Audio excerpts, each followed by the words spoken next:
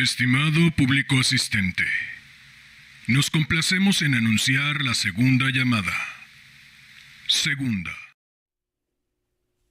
Hola, hola.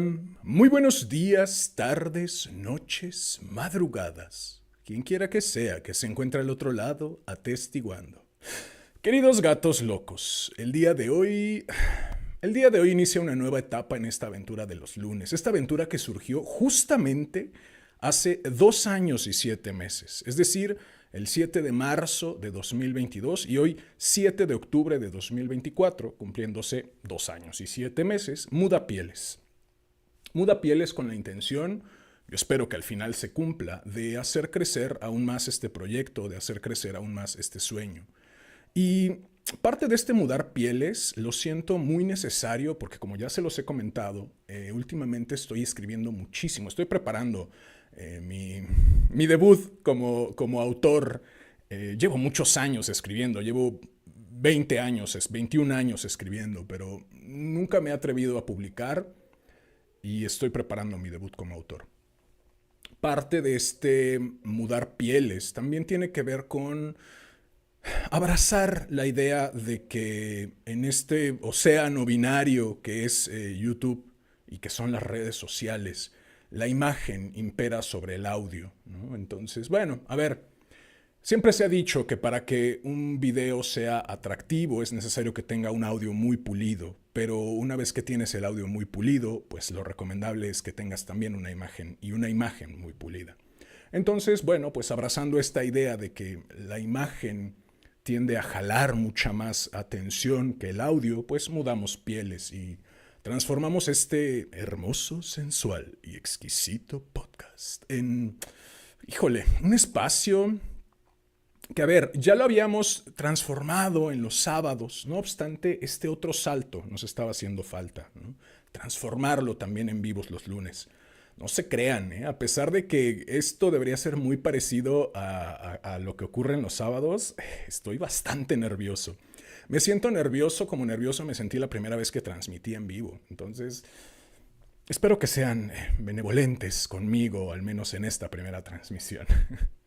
Para no estar tan nervioso, obviamente tuve que estudiar el cuento, obviamente tuve que estudiar al autor. Y bueno, con respecto al autor, hay en realidad muy poquito que decir. Es un autor estadounidense, nacido el 25 de agosto de 1836, si mi memoria no me falla.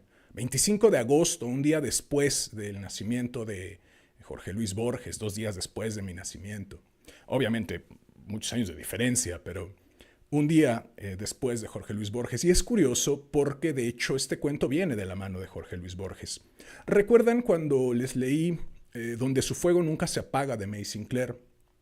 Les comenté que Borges había hecho para un diario, o no, para una revista llamada El Hogar, una revista argentina, había hecho una lista de cuentos que él consideraba memorables. Y aunque él dijo que el cuento que él consideraba más memorable era Donde su fuego nunca se apaga de May Sinclair, antes de hacer una lista muy larga. Y dentro de esa lista muy larga se encuentra este cuento. ¿Por qué decido ocuparlo para iniciar esta nueva etapa? Eso se los voy a contar al final, porque hay poesía, hay mucha poesía, pero si yo les cuento por qué y dónde está la poesía en escoger este cuento, a lo mejor les deshago la trama, ¿no? Ok, vale. Francis Bret Harte nace el 25 de agosto de 1836. A los 15 años su padre muere. Y a partir de ahí él se dedica a trabajar. Trabaja, entre muchas otras cosas, de mensajero, de minero, de maestro, de periodista. Y siendo periodista conoce a Mark Twain. No obstante, Mark Twain se distancia de él y aquí empieza el hilo conductor entre el autor y su obra. Mark Twain se distancia de él porque tiene fama de chantajear a las personas para pedirles dinero y después ser muy mal pagador. Además, tiene fama de maltratar a su mujer. Ya como periodista, colabora con varios periódicos, varias revistas, y un día escribe un poema humorístico, no lo he leído, que se llama El Chino Pagano, y al parecer eso es lo que le da la fama. Habrá que leerlo, habrá que investigarlo y habrá que conocerlo para ver por qué es que se volvió famoso. En fin, una vez volviéndose famoso, pide ser cónsul en 2 lugares de Europa. Uno es Prusia y el otro es Glasgow, si no me equivoco. Y una vez estando en Europa se traslada a Londres, donde conoce a Charles Dickens, con quien traba una amistad muy cercana y de la mano de esa amistad muere a los 63 años de cáncer. Además de su fama de chantajear a las personas para pedirles dinero, de mal pagador y de maltratador, tiene fama de ser borrachín, de ser irresponsable y de que le gusta la bohemia, los bares, el juego, etc. Es justamente esta mala vida, digamos, hasta cierto punto, ¿no? Si nos ponemos un poquito moralinos, esta mala vida que lleva es justamente uno de los hilos conductores de su obra. Su obra, ambientada mayoritariamente en el Viejo Oeste, pues versa sobre las cosas que ocurrían en el Viejo Oeste, ¿no? Bares, prostíbulos, cuatreros, vaqueros, duelos, tahúres. Tahúres, es decir, jugadores de oficio. Y es justamente un jugador de oficio el protagonista de este cuento que, como ya es costumbre, dedico a mi madre por leerme cuando era niño, a mi padre por regalarme aquella radiocasetera, al niño que fui por combatir el aburrimiento con tanta creatividad, al hombre que soy por tomar este sueño entre las manos y trabajar para tornarlo realidad, y por último, no por ello menos importante, a ti, quien quiera que seas y desde donde sea que me estés escuchando. Antes de que llegue la hora, porque casi se me olvida, paso de rapidísimo a la ventana de YouTube a ver si es que estamos transmitiendo adecuadamente. Yo creo que sí, a mí me parece que sí. Solo esperamos confirmación de Fernando Ríos R de que estamos 5-5. Y dice, hola, hola capitán, te escuchas 5-5 fuerte y claro, así que adelante con el cuento. Muy bien, gracias Fernando Ríos R. Entonces sí, ha llegado el momento de dar paso a este cuento que, como ya es costumbre, pues ya lo dediqué a todas las personas a las que normalmente lo dedico. Ha llegado la hora de correr el telón y de que empiece la función. Estimado público asistente, Damián Sastre presenta Los Desterrados de Poker Flat de Francis Bret Hart. Esta es tercera llamada. Tercera. Comenzamos.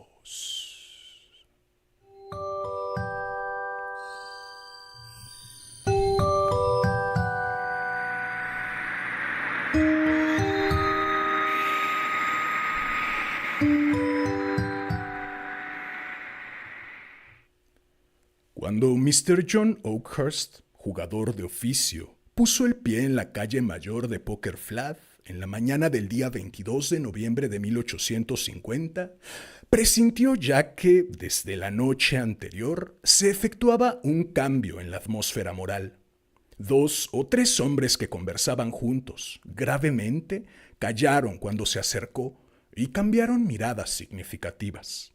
Reinaba en el aire una tranquilidad dominguera, lo cual, en un campamento poco acostumbrado a la influencia del domingo, parecía de mal agüero. Y sin embargo, la cara tranquila y hermosa de Oakhurst no reveló el menor interés por estos síntomas. ¿Tenía conciencia, acaso, de alguna causa predisponente? Eso ya era otra cuestión. Colijo que van tras de alguno. Pensó, tal vez tras de mí.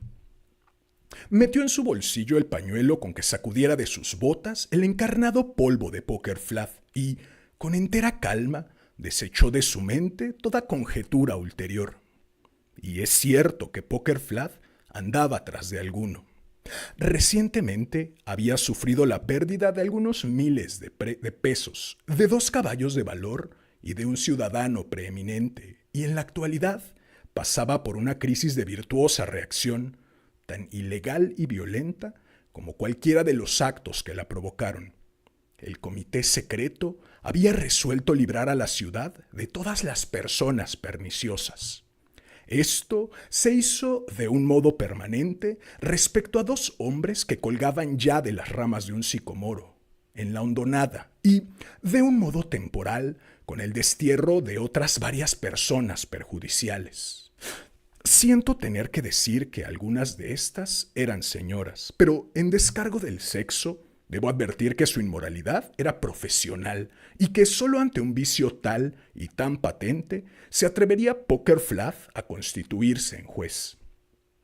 Razón tenía Oakhurst al suponer que estaba él incluido en la sentencia. Algunos miembros del comité habían insinuado la idea de ahorcarlo como ejemplo tangible y medio seguro de reembolsarse a costa de su bolsillo las sumas que les ganara. «Es contra toda justicia», decía Sim Wheeler, «dejar que ese joven de Roaring Camp, extranjero por sus 4 costados, se lleve nuestro dinero». Pero un imperfecto sentimiento de equidad emanado de los que habían tenido la buena suerte de limpiar en el juego a Oakhurst, acalló las mezquinas preocupaciones locales. Mr. Oakhurst recibió el fallo con filosófica calma, tanto mayor en cuanto sospechaba ya las vacilaciones de sus jueces. Era muy buen jugador para no someterse a la fatalidad. Para él, la vida era un juego de azar y reconocía el tanto por ciento usual en favor del que daba las cartas. Un piquete de hombres armados acompañó a esa escoria social de Poker Flat hasta las afueras del campamento. Además de Mr. Oakhurst, reconocido como hombre decididamente resuelto y para cuya intimidación se había tenido cuidado de armar la escolta, formábase la partida de expulsados de una joven conocida familiarmente como la Duquesa, otra mujer que se había ganado el título de la madre Shipton, y el tío Billy, sospechoso de robar filones y convicto borracho. La cabalgada no excitó comentario alguno de los espectadores, ni la escolta dijo la menor palabra. Solo cuando alcanzaron la hondonada, que marcaba el último límite de Poker Flat, el jefe habló brevemente en relación con el caso. Quedaba prohibido el regreso a los expulsados bajo pena de la vida. Después, cuando se alejaba la escolta, los sentimientos comprimidos se exhalaron en algunas lágrimas histéricas por parte de la duquesa, en injurias por parte de la madre Shipton y en blasfemias que, como flechas envenenadas, lanzaba el tío Billy. Solo el filosófico Oakhurst permanecía silencioso.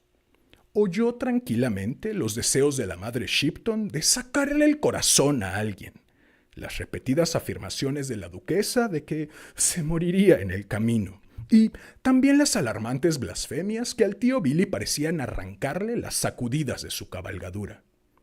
Con la franca galantería de los de su clase, insistió en trocar su propio caballo, llamado el 5, por la mala mula que montaba la duquesa, pero ni aun esta acción despertó simpatía alguna entre los de la partida. La joven arregló sus ajadas plumas con cansada coquetería. La madre Shipton miró de reojo con malevolencia a la posesora de el 5, y el tío Billy incluyó a la partida toda en una anatema general. El camino de Sandy Bar, campamento que, en razón de no haber experimentado aún la regeneradora influencia de Poker Flat, parecía ofrecer algún aliciente a los emigrantes, iba por encima de una escarpada cadena de montañas y ofrecía a los viajeros una larga jornada. En aquella avanzada estación, la partida pronto salió de las regiones húmedas y templadas de las colinas al aire seco, frío y vigoroso de las sierras. La senda era estrecha y dificultosa. Hacia el mediodía, la duquesa, dejándose caer de la silla de su caballo al suelo, manifestó su resolución de no continuar adelante y la partida hizo alto. El lugar era singularmente salvaje e imponente. Un anfiteatro poblado de bosque, cerrado en 3 de sus lados por rocas cortadas a pico en el desnudo granito, se inclinaba suavemente sobre la cresta de otro precipicio que dominaba el valle. Era sin duda el punto más a propósito para un campamento, si hubiera sido prudente el acampar. Pero Mr. Oakhurst sabía que apenas habían hecho la mitad del viaje a Sandy Bar y la partida no estaba equipada ni provista para detenerse. Lacónicamente hizo observar esta circunstancia a sus compañeros, acompañándola de un comentario filosófico sobre la locura de tirar las cartas antes de acabar el juego. Pero estaban provistos de licores, que en esta contingencia suplieron la comida y todo lo que les faltaba. A pesar de su protesta, no tardaron en caer bajo la influencia de la bebida en mayor o menor grado. El tío Billy pasó rápidamente del estado belicoso al de estupor. Aletargóse la duquesa y la madre Shipton se echó a roncar. Solo Mr. Oakhurst permaneció en pie, apoyado contra una roca, contemplándolos tranquilamente. Mr. Oakhurst no bebía. Esto hubiera perjudicado a una profesión que requiere cálculo, impasibilidad y sangre fría.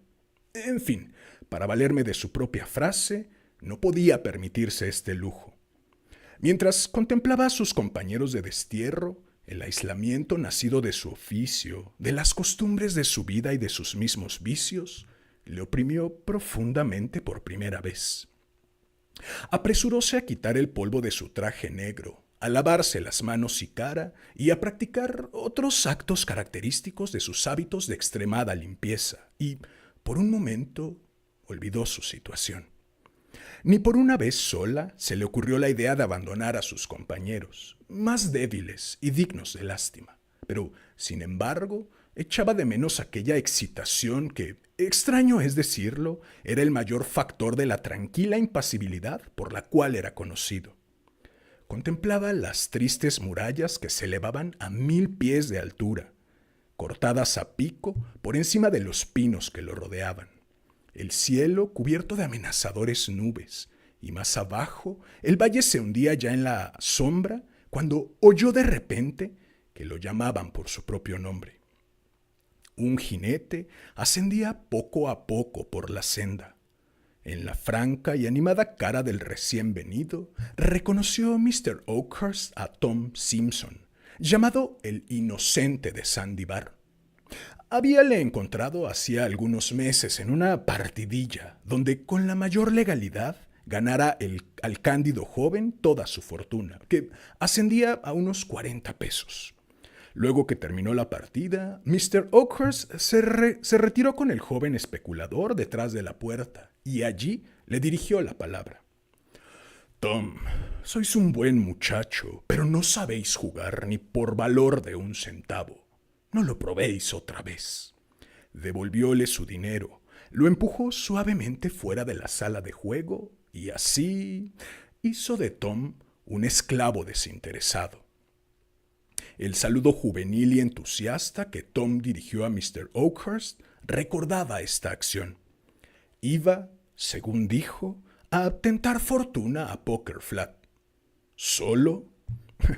Completamente solo no, a decir verdad. Aquí se rió. Se había escapado con Piney Woods.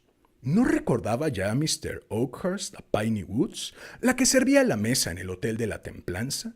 Seguía relaciones con ella hacía tiempo ya, pero el padre, Jake Woods, se opuso, de manera que se escaparon e iban a Poker Flat a casarse, y hételos aquí. ¡Qué fortuna la suya en encontrar un sitio donde acampar en tan grata compañía! Todo esto lo dijo rápidamente el Inocente, mientras que Piney, muchacha de 15 años, rolliza y de buena presencia, salía de entre los pinos, donde se ocultara ruborizándose y se adelantaba a caballo hasta ponerse al lado de su novio. Poco solía preocuparse Mr. Oakhurst de las cuestiones de sentimiento y aún menos de las conveniencias sociales, pero instintivamente comprendió las dificultades de la situación. Sin embargo, tuvo suficiente aplomo para largar un puntapié al tío Billy, que ya iba a soltar una de las suyas, pero el tío Billy estaba bastante sereno para reconocer en el puntapié de Mr. Oakhurst un poder superior que no toleraría bromas. Después, esforzóse en disuadir a Tom de que acampara allí, pero fue en vano. Objetóle que no tenía provisiones ni medios para establecer un campamento, pero, por desgracia, el inocente desechó estas razones asegurando a la partida que iba provisto de un mulo cargado de víveres y descubriendo, además, una como tosca imitación de choza cercana a la senda. Piney podría ocuparla con Mrs. Oakhurst, dijo el inocente, señalando a la duquesa. Yo ya me las arreglaré. Fue preciso un segundo puntapié de Mr. Oakhurst para impedir que estallase la risa del tío Billy, que, aún así, tuvo que retirarse a la hondonada para recobrar la seriedad. Allí confió el chiste a los altos pinos, golpeándose repetidas veces los muslos con las manos, entre las muecas, contorsiones y blasfemias que le eran propias.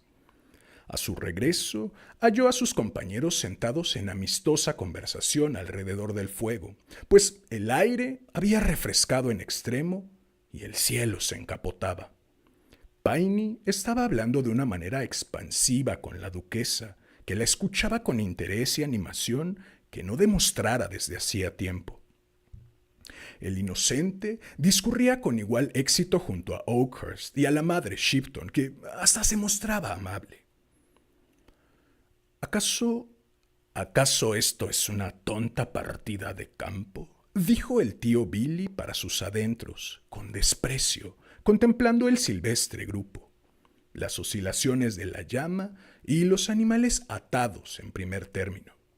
De repente una idea se mezcló con los vapores alcohólicos que enturbiaban su cerebro. Y al parecer la idea era chistosa, pues se golpeó otra vez los muslos y se metió un puño en la boca para contenerse. Poco a poco, las sombras se deslizaron por la montaña arriba. Una ligera brisa cimbró las copas de los pinos y aulló a través de sus largas y tristes avenidas. La cabaña en ruinas, toscamente reparada y cubierta con ramas de pino, fue cedida a las señoras. Al separarse, los novios cambiaron un beso tan puro y apasionado que el eco pudo repetirlo por encima de los oscilantes pinos.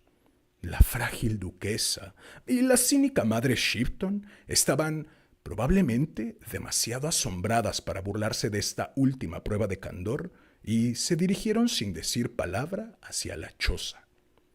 Atizaron otra vez el fuego. Los hombres se tendieron delante de la puerta y pocos minutos después dormían todos ya.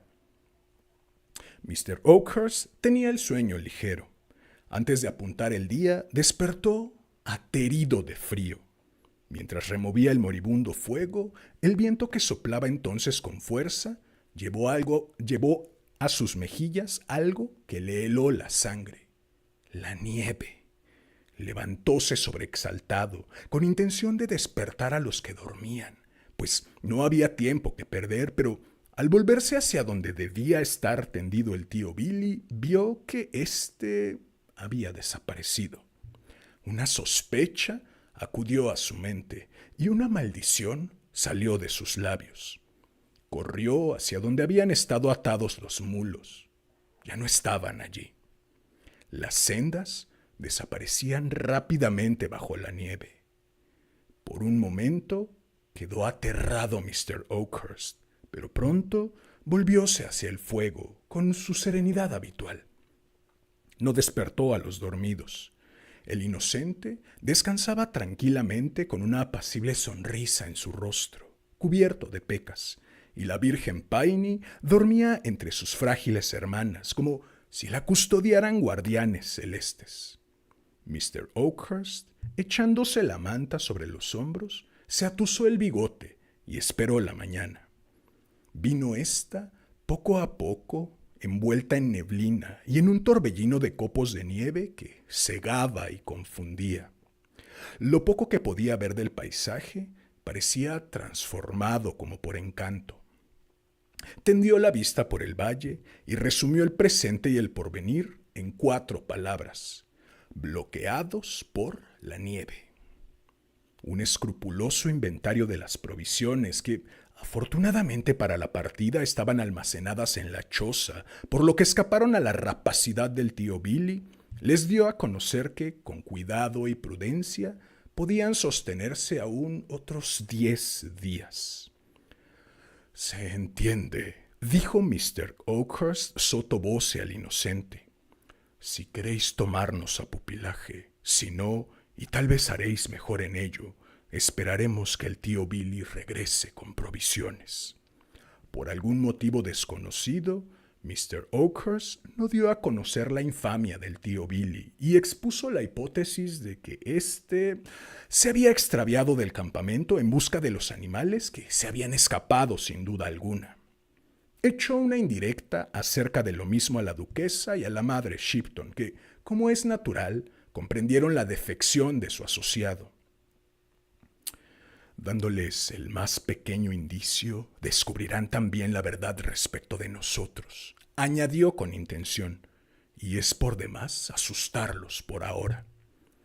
Tom Simpson no solo puso a disposición de Mr. Oakhurst todo lo que llevaba, sino que parecía disfrutar ante la perspectiva de una reclusión forzosa. «Haremos un buen campamento para una semana. Después se derretirá la nieve y partiremos cada cual por su camino». La franca alegría del joven y la serenidad de Mr. Oakhurst se comunicaron a los demás. El inocente, por medio de ramas de pino, improvisó un techo para la choza que no lo tenía, y la duquesa contribuyó tal arreglo del interior con un gusto y tacto que hicieron abrir grandes ojos de asombro a la joven provinciana. «Ya se conoce que estáis acostumbradas a casas hermosas en Poker Flat», dijo Piney. La duquesa volvióse rápidamente para ocultar el rubor que teñía sus mejillas, aún a través del colorido postizo de las de su profesión, y la madre Shipton rogó a Piney que no charlase. Pero cuando Mr. Oakhurst regresó de su penosa e inútil exploración en busca del camino, oyó el sonido de una alegre risa que el eco repetía en las rocas. Algún tanto alarmado, paróse pensando en el aguardiente que con prudencia había escondido. «Sin embargo, esto no suena a aguardiente», dijo el jugador, pero hasta que a través del temporal vio la fogata y en torno de ella el grupo, no se convenció de que todo ello era una broma de buena ley. Yo no sé si Mr. Oakhurst había ocultado su baraja con el aguardiente como objeto prohibido a la comunidad. Lo cierto es que, valiéndome de las propias palabras de la madre Shipton, no habló una sola vez de cartas durante aquella velada.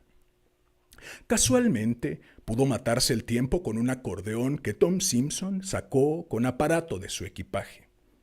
A pesar de algunas dificultades en el manejo de este instrumento, Piney logró arrancarle una melodía recalcitrante, acompañándola el inocente con un par de castañuelas. Pero la pieza que coronó la velada fue un rudo himno de misa campestre que los novios, entrelazadas las manos, cantaron con gran vehemencia y a voz en grito. Temo que el tono de desafío del coro y aire de el Covenanter, y no las cualidades religiosas que pudiera encerrar, fue motivo de que acabaran todos por tomar parte en el estribillo.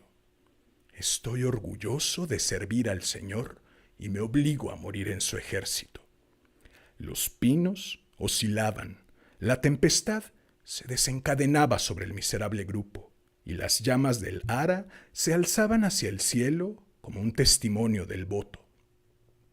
A medianoche calmó la tempestad, los grandes nubarrones se corrieron y las estrellas brillaron centelleando sobre el dormido campamento. Mr. Oakhurst, a quien sus costumbres profesionales permitían vivir durmiendo lo menos posible, compartió la guardia con Tom Simpson, de modo tan desigual que cumplió casi por sí solo este deber. Excusóse con el inocente, diciendo que muy a menudo se había pasado sin dormir una semana entera. ¿Pero haciendo qué?, preguntó Tom. El póker, contestó Mr. Oakhurst sentenciosamente. Cuando un hombre llega a tener una suerte borracha, antes se cansa la suerte que uno. La suerte, continuó el jugador pensativo, es cosa extraña. Todo lo que se sabe de ella es que forzosamente debe variar, y el descubrir cuándo va a cambiar es lo que nos forma. Desde que salimos de Poker Flat, hemos dado con una vena de mala suerte. Os reunís con nosotros y os pilla de medio a medio. Si tenéis ánimo para conservar los naipes hasta el fin, estáis salvados. Y el jugador añadió con alegre irreverencia: estoy orgulloso de servir al Señor y me obligo a morir en su ejército. Llegó el tercer día y el sol, a través de las blancas colgaduras del valle, vio a los desterrados repartirse las reducidas provisiones para el desayuno. Por una singularidad de aquel montañoso clima, los rayos del sol difundían benigno calor sobre el paisaje de invierno, como compadeciéndose, arrepentidos de lo pasado, pero al mismo tiempo descubrían la nieve apilada en grandes montones alrededor de la choza.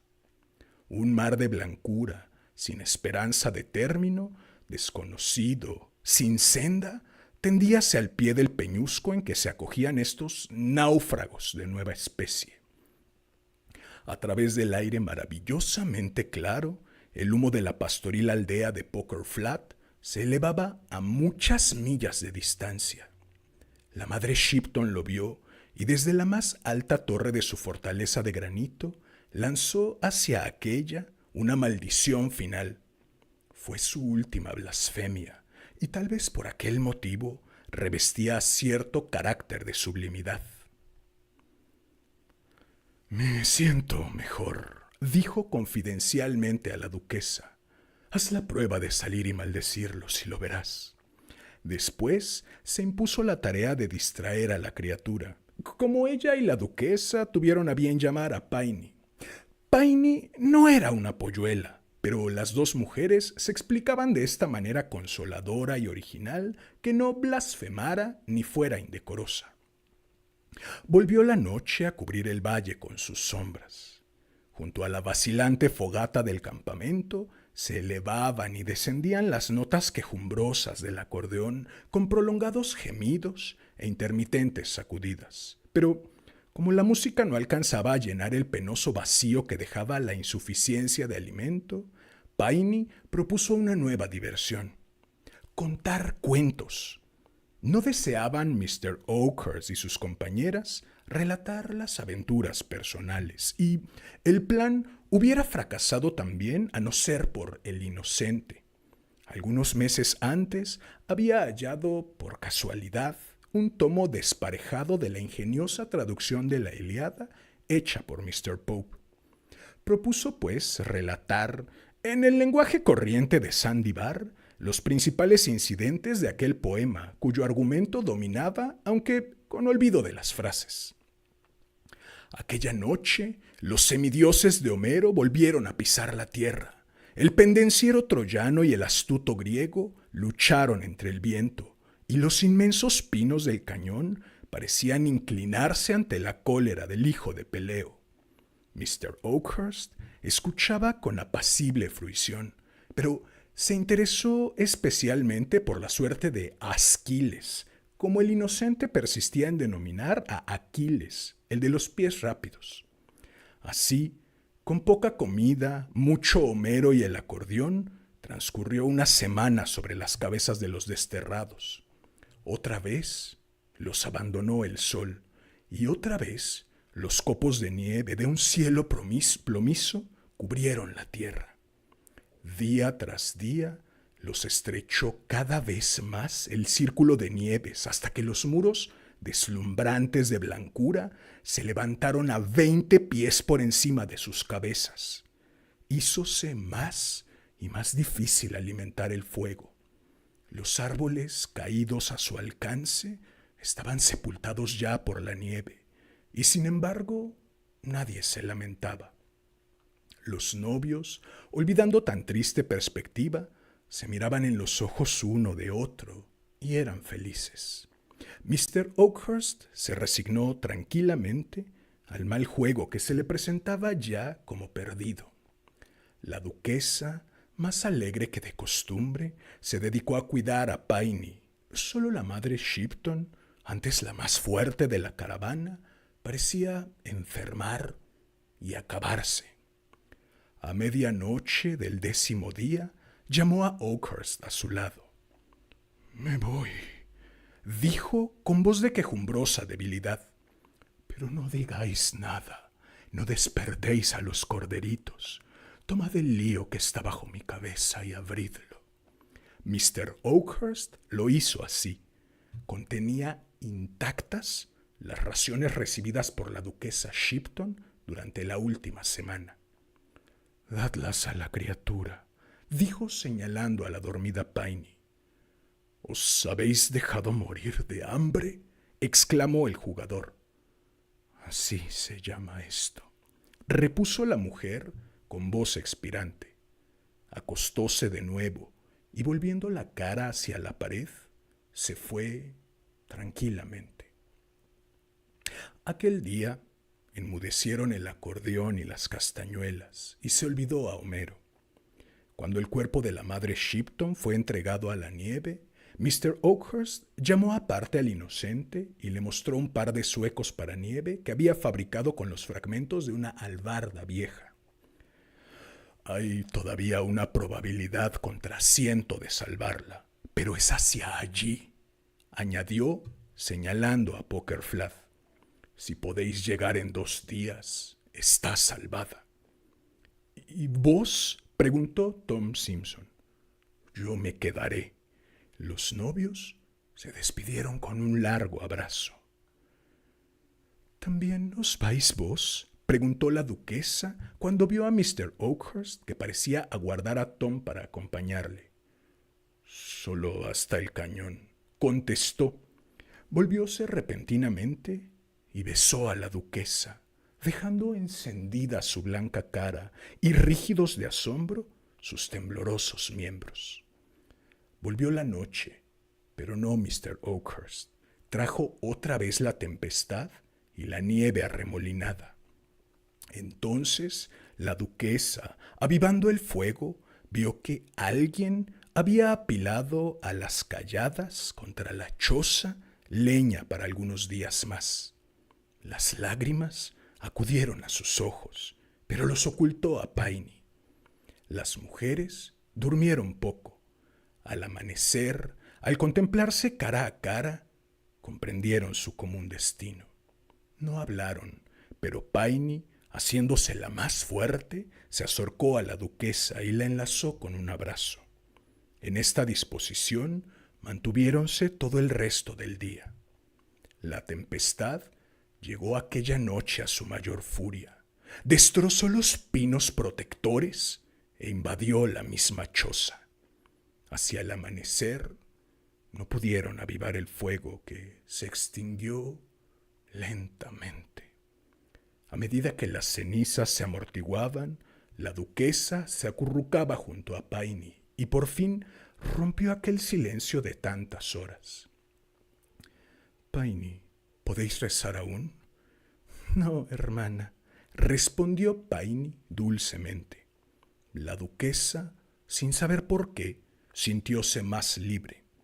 Apoyó su cabeza sobre el hombro de Piney y no dijo más. Y así, reclinadas, prestando la más joven y pura su pecho como apoyo a su pecadora hermana, se durmieron.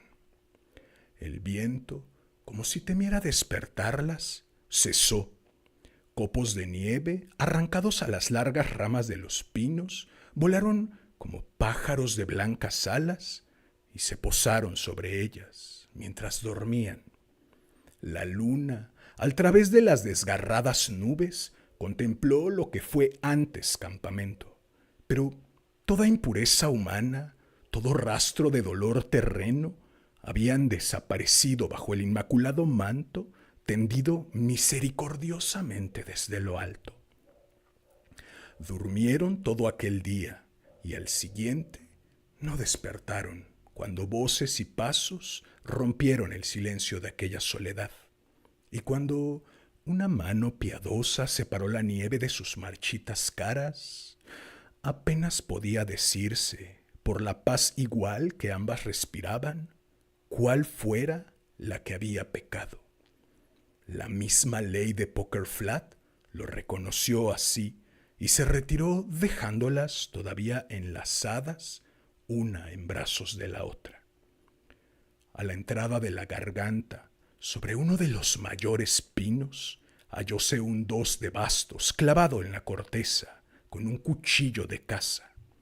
Contenía la siguiente inscripción trazada con lápiz y con mano firme: al pie de este árbol yace el cuerpo de John Oakhurst, que dio con una vena de mala suerte el 23 de noviembre de 1850 y entregó sus puestas el 7 de diciembre de 1850. Y sin pulso y frío, con un revólver a su lado y una bala en el corazón, todavía tranquilo como en vida, yacía bajo la nieve el que a la vez había sido el más fuerte y el más débil de los expulsados de Poker Flat.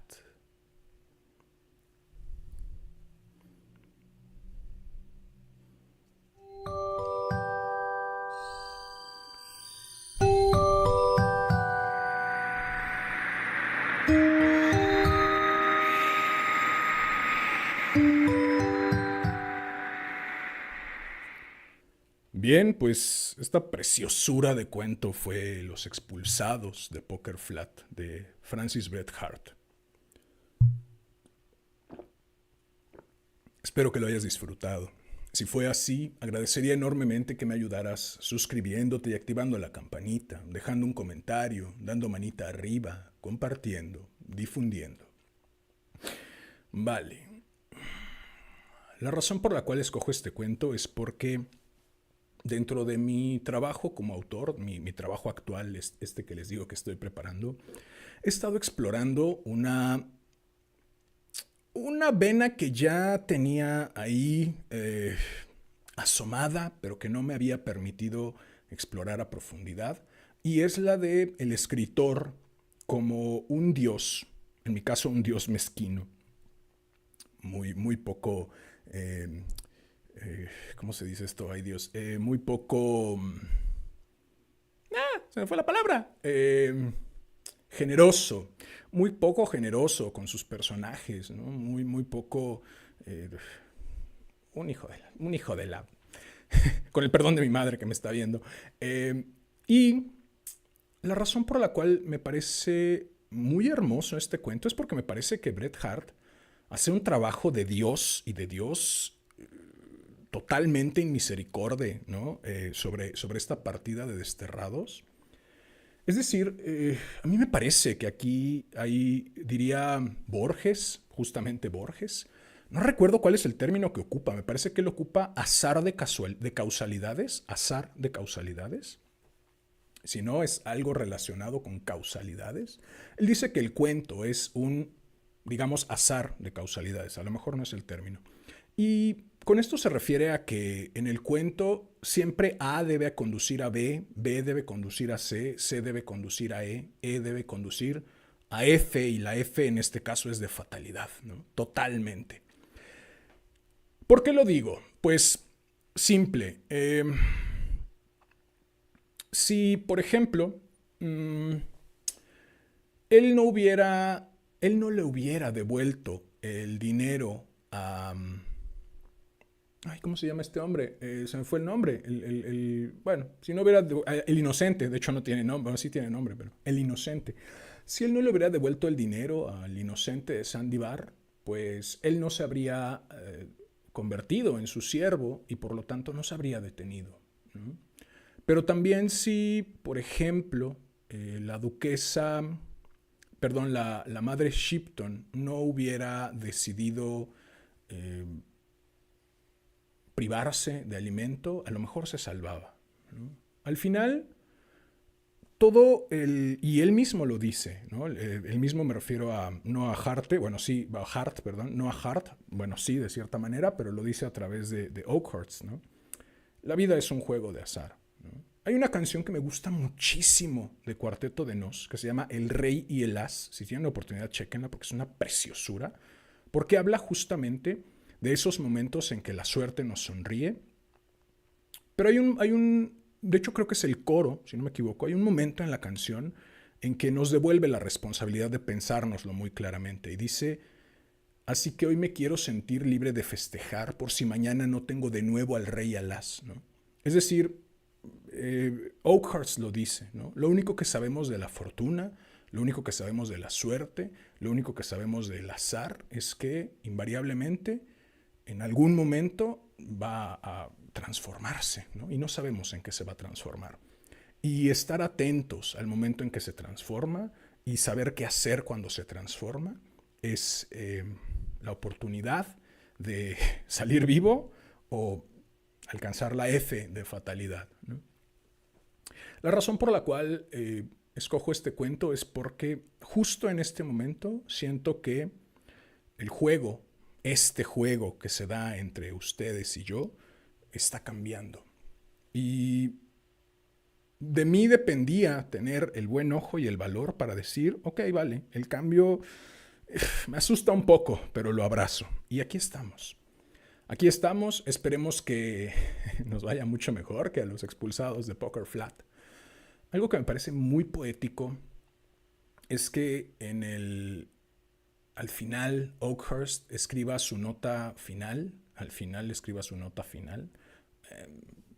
gajes de estar en vivo, en un 2 de bastos, bueno, en un 2 punto, ¿no? Porque es fácil imaginar que el 2 es más que imaginar, es fácil deducir que el 2 es la carta más baja, ¿no? Es decir, él, de cierta manera, al escoger el 2, está aceptando que desde el momento en que es desterrado y desde el momento en que la duquesa se detiene, ¿no?, están perdidos. Es decir, él reconoce que su mano era una mano muy mala.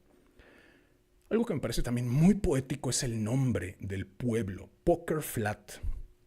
Un flat en póker, según pude investigar, porque yo dije, a ver, aquí este señor está muy entendido de lo que escribe y aquí no creo que nada sea azar, y yo creo que no es azar. Un flat en póker es la jugada a través de la cual el jugador, valga la redundancia, iguala la apuesta del resto de los jugadores.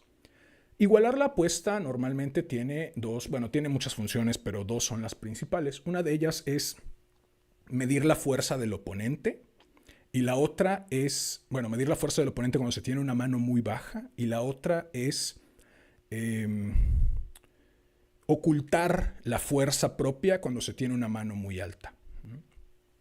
En este caso, a mí me parece que Oakhurst, al mostrarse todo el tiempo impasible, lo que está haciendo es justamente un flat, ¿no? Es decir, se está igualando a la apuesta de la vida y le está diciendo: ok, vale, no te voy a dejar que me leas y a ver qué me pasa, ¿no? Y lo hace porque sabe que tiene una mano muy baja, ¿no? Sabe que tiene un 2 de bastos, sabe que no puede hacer gran cosa, sabe que desde el momento en que es desterrado, y al ser desterrado no llevan provisiones, y le entrega a la duquesa su caballo, ¿no? Es decir, él abraza y él mismo lo dice, ¿no? Es demasiado buen jugador para no abrazar la fatalidad. Él abraza la fatalidad. Y eso me parece muy hermoso, me parece... Yo creo, no sé, no está Borges aquí para platicarnos, pero a mí me parece que quizá por eso es que Borges elige este cuento como uno de los más memorables, ¿no? A mí me parece sobremanera hermoso que el protagonista, porque al final Oakhurst es nuestro protagonista, el protagonista abrace su fatalidad y, a pesar de abrazar su fatalidad, diga: pues voy a seguir jugando, a lo mejor y en una de esas la salvo, ¿no? Al final, lo dice él, hay una posibilidad entre 100 de que la salves y está hacia allá, y señala Poker Flat. En fin, a mí me parece que este cuento es una joyita. A mí me parece que este cuento es una joyita y como joyita me parece que es muy adecuado para abrir esta nueva etapa. Esperemos que esta etapa sea una joyita también. Esperemos que esta nueva etapa traiga una muy buena mano para este rinconcito sonoro, para esta nave de los gatos locos. Esperemos que esta partida que está iniciando nos traiga al rey Alas. Y bueno, si no nos trae al rey Alas, si nos trae a un 2 de bastos, esperemos ser lo suficientemente pacientes, como el mismo Oakhurst lo dice. Ser lo suficientemente pacientes para no bajar la mano y a lo mejor sobrevivimos, ¿no? Esto es la vida. A ver, la vida es efectivamente un juego de azar. Pero este salto, que es un salto al vacío dentro del salto al vacío, dentro del salto al vacío, es también un juego de azar, ¿no? Es decir, puede que el transformar este rinconcito sonoro, ya no en un rinconcito sonoro, sino en un rinconcito audiovisual, ayude a que crezca pues el espacio, a que se suscriba más gente, o puede que no, puede que sigamos igual, o puede que nos vaya peor, a lo mejor, en fin, la vida es un juego de azar, punto, ya, no voy a decir nada más. Denme 2 segunditos para tomar agua y paso a la ventana de YouTube, a ver si hay algún comentario, a ver si hay alguna observación, a ver si alguien ya escuchó El Rey y el As de Cuarteto de Nos, que es una preciosura de canción. Y si no, bueno, pues se las dejo de tarea. Perdón, no tarea, porque por ahí se las dejo como materia prima para su posible crecimiento y exploración personal. Salucita.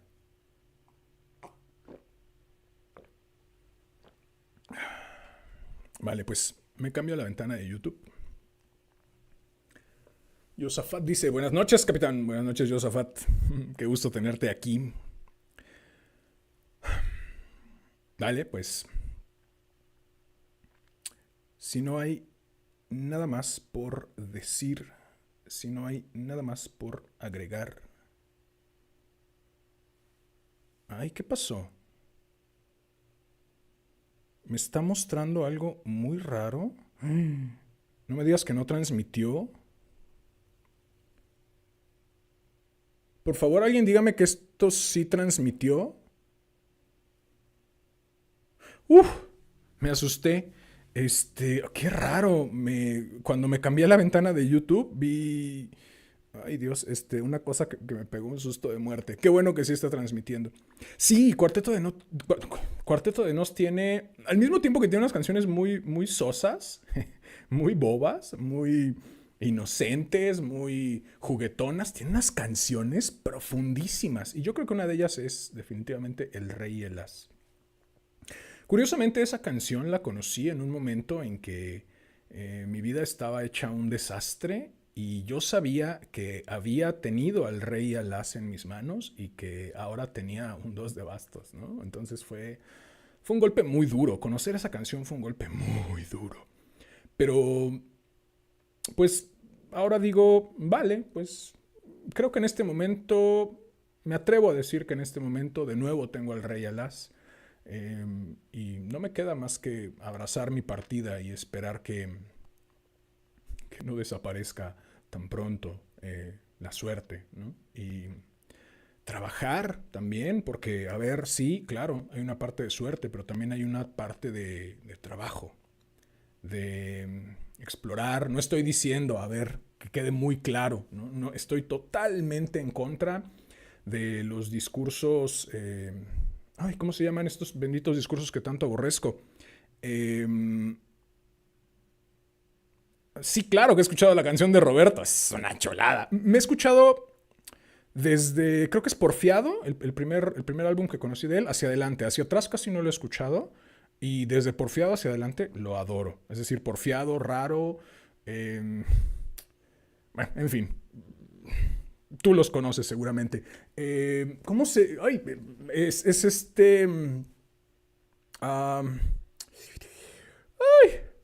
el discurso capacitista. Esa es la palabra. Aborrezco el discurso capacitista. No estoy diciendo en lo más mínimo estoy apoyando el discurso capacitista, que afirma que el pobre es pobre porque me parece una total estupidez. Pero sí creo que, con las cartas que nos toca, podemos en mayor o menor medida hacer, ¿no? Y bueno, a mí me parece que en este momento tengo al rey en las manos una vez más y yo espero ser capaz de jugar mi mano lo suficientemente bien como para que ocurra,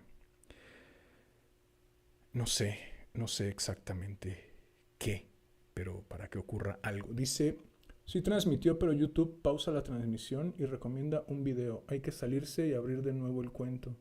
Por lo menos me pasó como 4 veces. Órale, qué raro. Yo espero que haya transmitido de corrido y no haya hecho cortes en la transmisión. En fin.